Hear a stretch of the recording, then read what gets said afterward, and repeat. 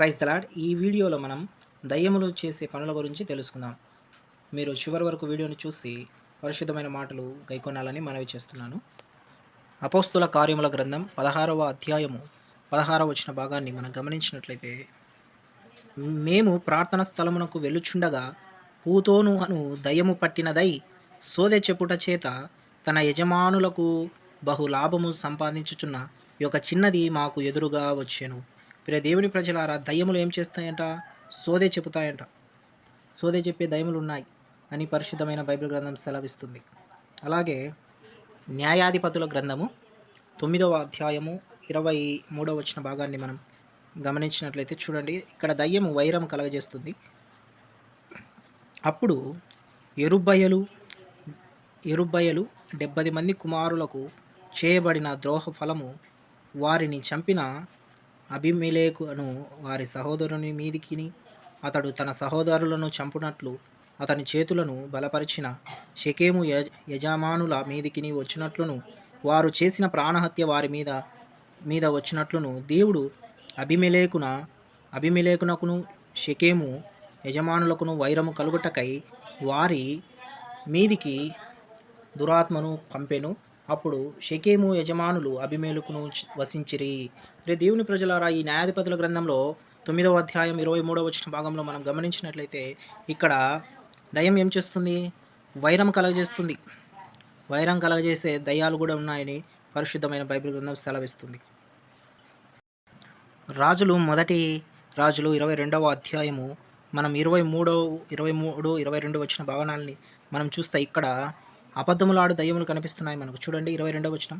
అందుకతడు, నేను బయలుదేరి అతని ప్రవక్తల నోట అబద్ధమాడు ఆత్మగా ఉందునని చెప్పగా ఆయన, నీవు అతని ప్రేరేపించి జయము నందుదువు, పోయి ఆ ప్రకారము చేయుమని అతనికి సెలవిచ్చెను. యెహోవా నిన్ను గూర్చి కీడు యోచించి నీ ప్రవక్తల నోట అబద్ధమాడు ఆత్మను ఉంచి ఉన్నాడు. ఇక్కడ అబద్ధమాడే ఆత్మ మనకు కనిపిస్తుంది. అబద్ధమాడే దయ్యము మనకి కనిపిస్తుంది.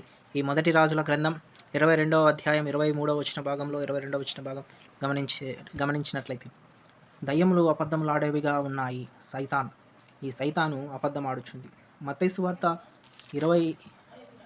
28వ అధ్యాయం 28వ వచన భాగంలో మనం గమనించినట్లయితే ఇక్కడ మనకు దయ్యం ఉగ్ర రూపం కలిగి ఉందని మనం ఇక్కడ గమనించగలము. మత్తయి రాసిన సువార్త 8వ అధ్యాయము 28వ వచన భాగాన్ని మనం గమనించినట్లయితే 28వ వచనాన్ని చూడండి. ఆయన అద్దరినున్న గదరేనీయుల దేశము చేరగా దయ్యములు పట్టిన 2 మనుషులు సమాధులలో నుండి బయలుదేరి ఆయనకు ఎదురుగా వచ్చిరి. వారు మిగుల ఉగ్రులైనందున ఎవడునూ ఆ మార్గమున వెళ్ళలేకపోయెను. ఈ దయ్యములు ఉగ్రులైన రూపమును ధరించి ఉంటాయి. ఉగ్రరూపం ప్రదర్శిస్తాయంట మనుషుల ఎదుట. మానవాళిలో దూరి ఇవి ఉగ్రంగా వ్యవహరిస్తాయి. ఈ దయ్యములు ఉగ్ర రూపంని ప్రదర్శిస్తాయి, దాలుస్తాయి. పరిశుద్ధమైన లేఖనాలు సెలవిస్తున్నాయి. ఈ దయ్యములకు దేవుడు ఎవరైనా కూడా తెలుసంట. ఆ మాటని మనం అపోస్తుల కార్యముల గ్రంథము 19వ అధ్యాయం 15, 16 వచన భాగంలో చూసినట్లయితే మనకు కనిపిస్తుంది. అపోస్తుల కార్యములు 19వ అధ్యాయం 15వ వచనం. ఆ దయ్యము, నేను యేసును గుర్తెరుగుదును, పౌలును కూడా ఎరుగుదును గాని మీరెవరని అడుగగా ఆ దయ్యము పట్టినవాడు ఎగిరి వారి మీద పడి వారిలో 2 లొంగదీసి గెలిచెను. అందుచేత వారు దిగంబరులై గాయము తగిలి ఆ ఇంట నుండి పారిపోయిరి.